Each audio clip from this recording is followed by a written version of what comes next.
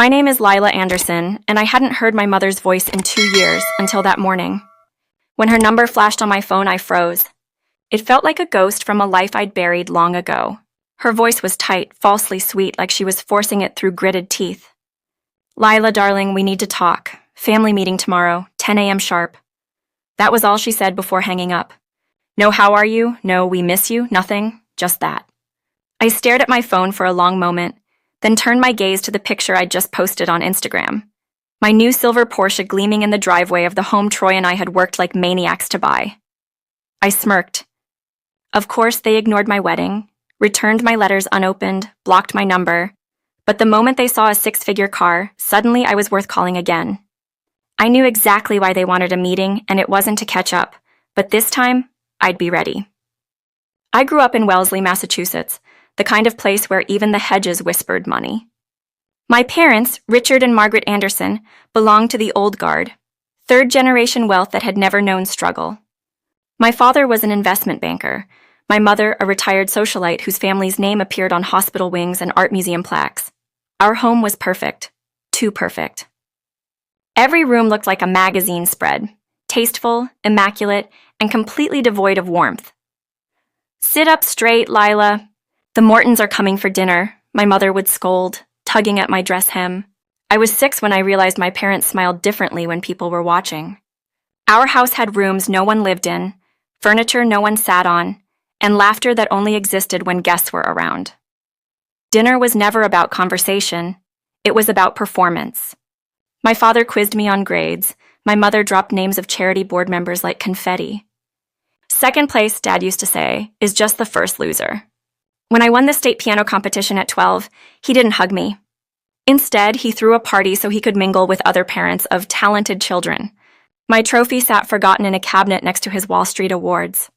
At 16, I was gifted a BMW, brand new, shiny, and soulless. "A family like ours drives quality," Dad declared, handing me the keys in front of guests. Later that night, he added quietly, "Don't embarrass us with this privilege. College was never my choice.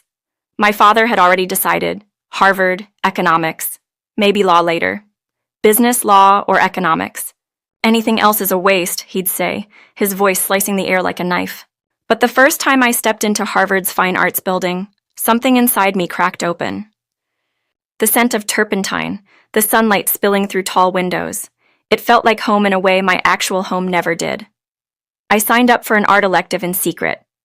By sophomore year, I was juggling 2 lives, Harvard economics major by day, secret art student by night. Professor Winters saw what my parents never did.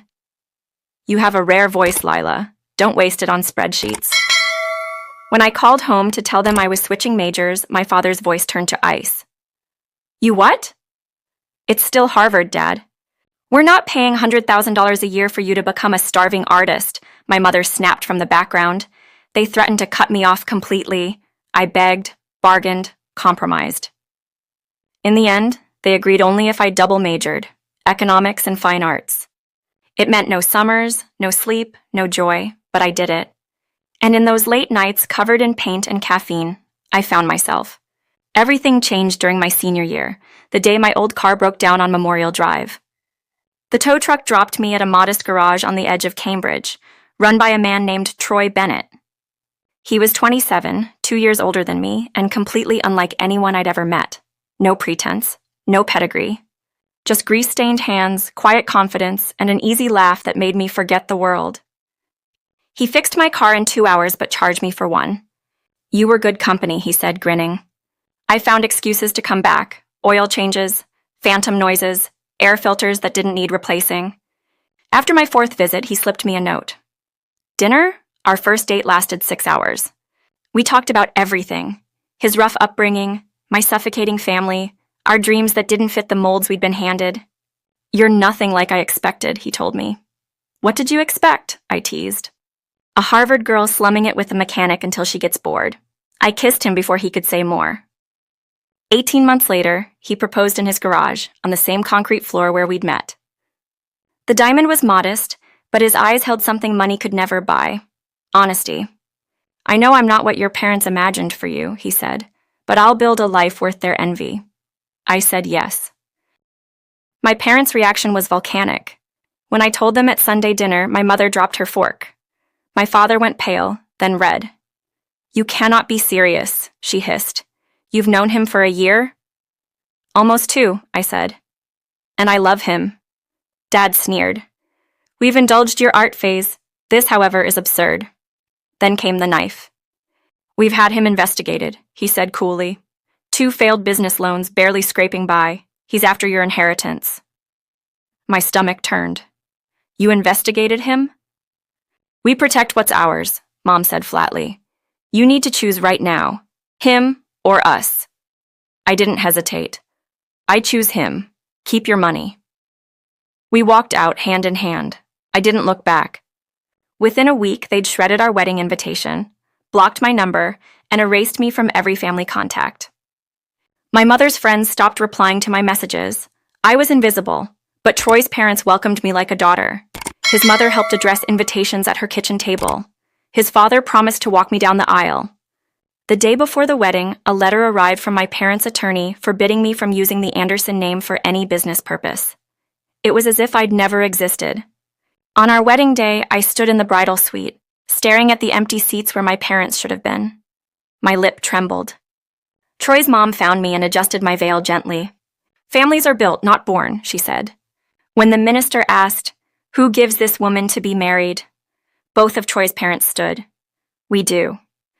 And just like that, something in me both broke and healed. Our first apartment was 900 square feet above a laundromat in Somerville.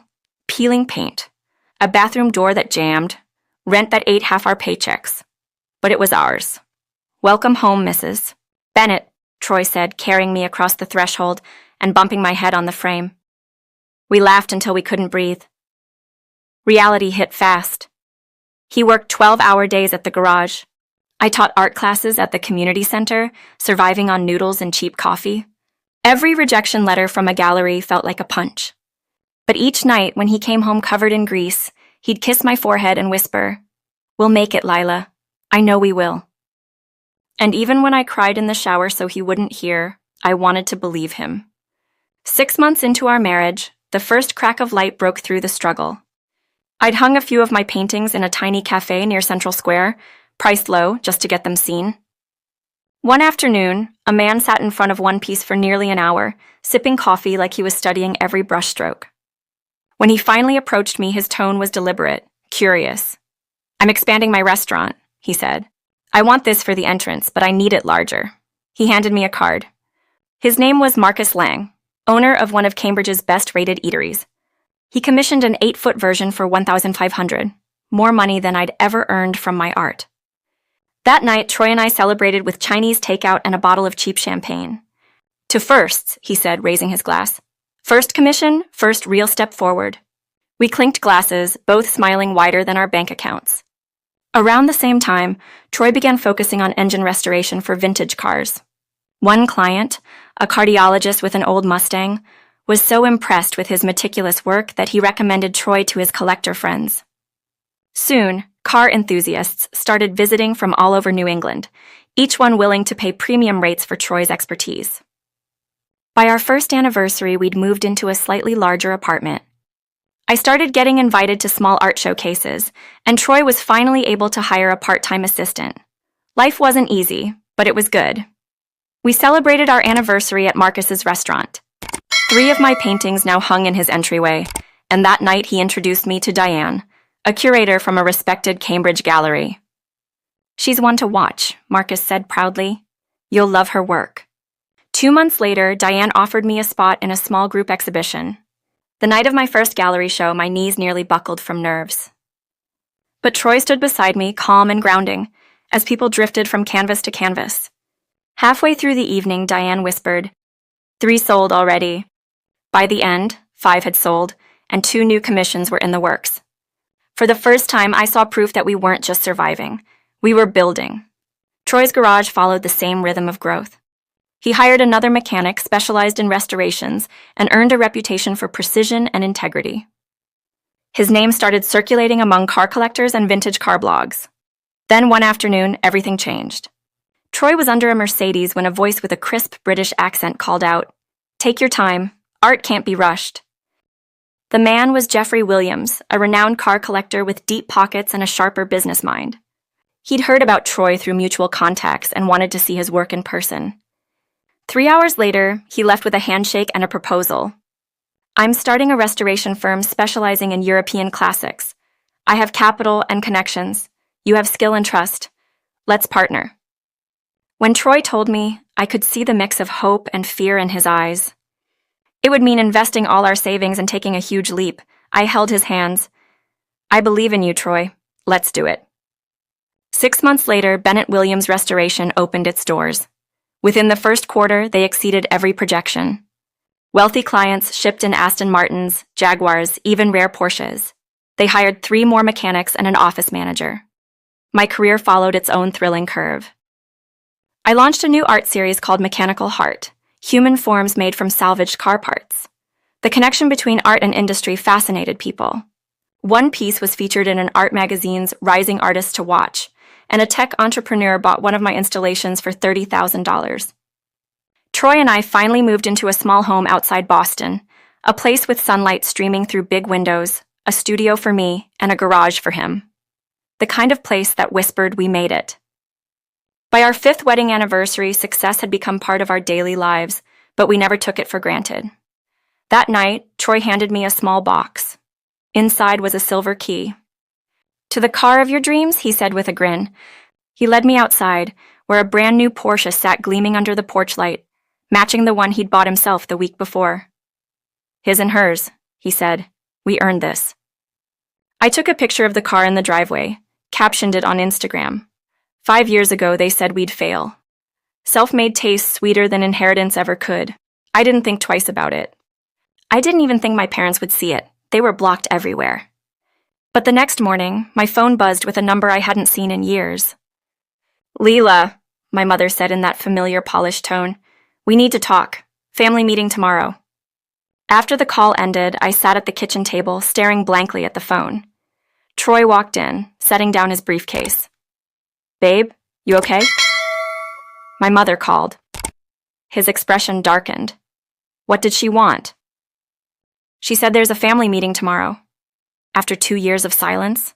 Right after you posted about the Porsche? We both knew what that meant. Timing was never coincidence with my parents. An hour later, I got a message from Amy, an old college friend. "Oh my God, did your mom seriously call you after seeing your car post? She asked me about you at a charity event, so I showed her your Insta. I thought you two had made up." My stomach sank. Did she say why she was asking? Not really. Just that your dad's firm has been in the news. Something about client issues? After hanging up, I Googled my father's firm. What I found made my chest tighten. Articles mentioned financial mismanagement, client withdrawals, and regulatory investigation. For once, my perfect parents weren't untouchable. I called Susan, my mom's old assistant, who'd left years ago. "Not surprised they're crawling back," Susan said bluntly. "They've been dropped from 3 charity boards this month. The whispers about financial impropriety are everywhere. They're desperate." Troy leaned back in his chair, arms folded. "So they saw your success, realized their house of cards was collapsing, and now they want your help." "Looks that way," I murmured. He studied me for a moment. "Are you going to meet them?" "I should. I want closure, but I'm not walking in blind this time." He nodded slowly. "Then let's find out what we're dealing with."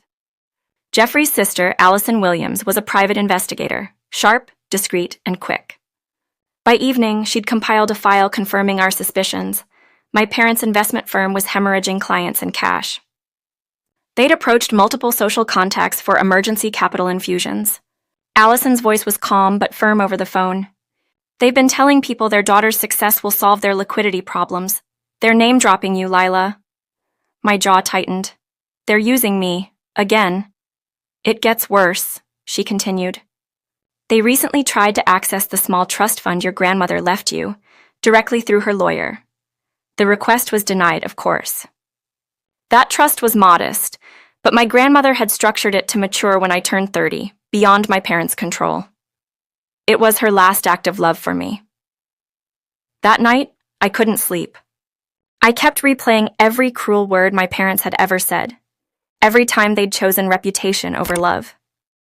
Now, after erasing me, they wanted my help to save them. Troy found me sitting at the kitchen counter at 3 a.m., laptop open, eyes red. "They're not just broke," I whispered. "They're trying to forge a connection to me, literally." I showed him an email that had arrived from an anonymous address minutes earlier. It was a business presentation with my father's company letterhead, outlining family investment opportunities and next-generation leadership. The final slide projected a $500,000 contribution from me. Attached was a forged letter of intent, complete with my forged signature. Troy's knuckles went white. "They forged your name?" "Yes." We both sat in stunned silence. Then my phone buzzed again. A text from my father. "Looking forward to seeing you tomorrow, sweetheart." Attached was a photo of me as a child sitting on his lap, grinning proudly. I felt a familiar twist of manipulation in my gut. "They're trying to soften you up," Troy said quietly. "Classic move." I wiped my tears, breathing hard. "Then let's play their game, but by my rules this time." We stayed up all night preparing. I gathered every shred of evidence, emails, forged letters, Allison's report, into a professional folder. The same kind of folder my father used in board meetings. When dawn broke, Troy reached for my hand. "Are you sure you don't want me there?" I shook my head. "No, this is my fight." As I drove toward Wellesley that morning, the manicured lawns and stately homes looked exactly as I remembered. The Anderson estate stood tall and flawless, its white columns gleaming in the sunlight, just as hollow as ever. I parked at the end of the circular driveway, deliberately far from the front entrance. There were several luxury cars parked already, the Whitneys, the Mortimers, a few others I recognized from my parents' old dinner parties. My mother had always loved an audience, even when the performance was her own family's downfall. The front door opened before I could knock. My mother stood there, perfectly composed as always, pearls at her throat, lipstick flawless. But the lines around her eyes were deeper, and her smile didn't reach them. "Lila," she said, her voice trembling just slightly, "you look, well." I stepped inside. The familiar scent of lemon polish and roses hit me, bringing back a flood of memories, none of them good. The house looked the same, yet smaller somehow. The walls that once screamed grandeur now whispered desperation. I followed her into the formal sitting room where my father waited, seated on the same cream sofa he'd lectured me from countless times. His hair was grayer, his shoulders heavier. But his tone, oh, that had not changed. "Lila," he said, rising. "It's been too long." I didn't take his outstretched hand. 2 years, I said coolly. "Long enough for you to forget how to forge my signature?" For a moment, the room froze. My mother blinked rapidly. My father's face hardened. "I beg your pardon?" I placed the folder on the glass coffee table and opened it with deliberate calm. "Let's skip the small talk, shall we? You invited me here under false pretenses, but I came prepared." My father's jaw twitched. "I don't know what you're implying." I cut him off. "I'm implying that I received an email this morning with your company letterhead, outlining a so-called family investment opportunity. It included a letter of intent bearing my forged signature. I also have documents proving you attempted to access my grandmother's trust fund illegally." My mother's hand flew to her chest. "That's absurd," she said, her voice cracking. "We would never—" "Please, Mother, don't insult my intelligence." My father sank back into his seat. "You've misunderstood. We were simply exploring options to bring the family back together. After all, your success is something to be proud of." I gave a bitter laugh. "My success? You cut me off, disowned me, and told every friend we had that I'd thrown my life away for a mechanic. But now that your empire's crumbling, suddenly I'm family again?" "Watch your tone," my father snapped, his old authority surfacing. "No," I said, standing taller. "You don't get to tell me what tone to use, not anymore." My mother's voice softened to that saccharine sweetness she used when manipulating donors. "Lila, sweetheart, you must understand. We were protecting you. We wanted what's best for you." I stared at her, incredulous. "Protecting me? From love? From happiness? You humiliated Troy, investigated him, and barred me from using my own name, all because he didn't come from money." "He's beneath you," my father hissed, his voice trembling with anger. "Funny," I replied, "because the man you call beneath me built everything he has with his hands. He treats people with respect. He loves me without conditions, something you two have never done. Silence filled the room. The other guests, my parents' old social circle, shifted uncomfortably in their seats. They were realizing this wasn't the reunion they'd expected. Finally, my father exhaled sharply. Fine. You want the truth? The firm has faced temporary setbacks. We need liquidity to weather this storm. I was hoping that I'd bail you out, I interrupted. He didn't answer. I opened another section of the folder and slid it toward him. Here's something for you to read. Legal copies of the forged document and evidence of your trust fund inquiry. I've already sent them to my attorney and to the regulatory board investigating you. If you ever use my name or likeness in any of your dealings again, I'll make sure the world knows exactly what you've done. My mother gasped, her composure cracking for the first time. Lila, please. You wouldn't. I would, I said quietly. You taught me well. Remember? In your world, reputation is everything. Her lower lip trembled. For the first time in my life, I saw fear in her eyes. I came here hoping there was still a shred of family left, I continued. But all I see are strangers wearing the same masks as before. I gathered my papers, slid them neatly back into the folder, and turned to leave.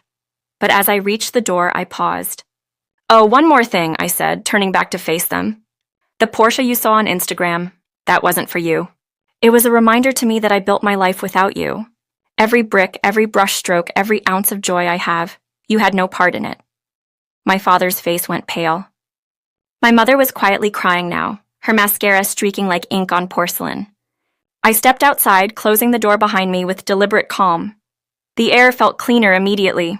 As I walked toward my car, I saw one of the guests, Mrs. Whitmore, watching me from the porch. She gave me a subtle nod, one that seemed to say, good for you. When I reached home, Troy was waiting at the kitchen table, coffee in hand, eyes searching mine. How'd it go? He asked softly. I dropped the folder on the table and exhaled. It's over. They wanted my money. I gave them consequences instead. He smiled faintly, pride flickering in his eyes. That's my girl. For the first time in years, I didn't feel the ache of loss when I thought about my family. I felt free. Over the next few weeks, the fallout came fast. The regulatory investigation against my father's firm deepened. Their remaining investors pulled out. Newspapers ran stories about mismanagement and internal disputes.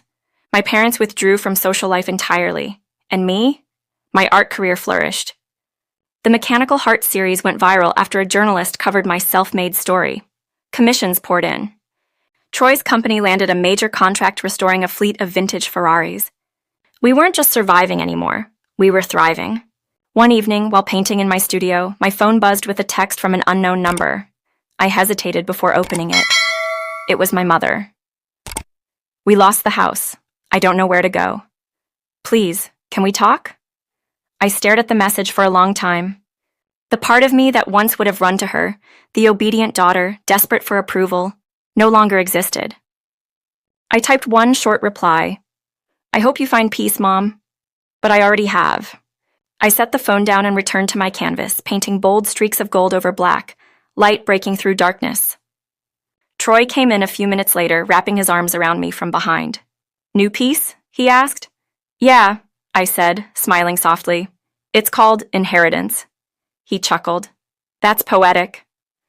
I looked up at him, feeling the quiet strength that had carried us through every storm. You know, for so long I thought revenge would be about making them suffer. But now I get it. The real revenge is living the life they said I'd never have, and being happy doing it. He kissed my forehead. That's the kind of revenge you don't recover from. We stood there together, surrounded by the soft hum of the evening, the scent of paint in the air, and the unshakable peace that comes from winning the battles no one thought you could. Outside, the Porsche gleamed in the driveway, not as a trophy, but as a symbol of everything we'd built from the ground up. And for the first time in my life, I didn't crave my parents' approval, or their name, or their world. I had built my own. My name is Lila Bennett, and they said I'd never make it without them. They were right. I made it because of them. So, wherever you're watching from, remember this. Sometimes the sweetest revenge isn't destruction, it's freedom. And when you finally earn it, nothing in the world feels better. Don't forget to tell me where you're watching from. and if you've ever had to walk away from someone who didn't believe in you. Hit that subscribe button, because more stories like this are coming soon.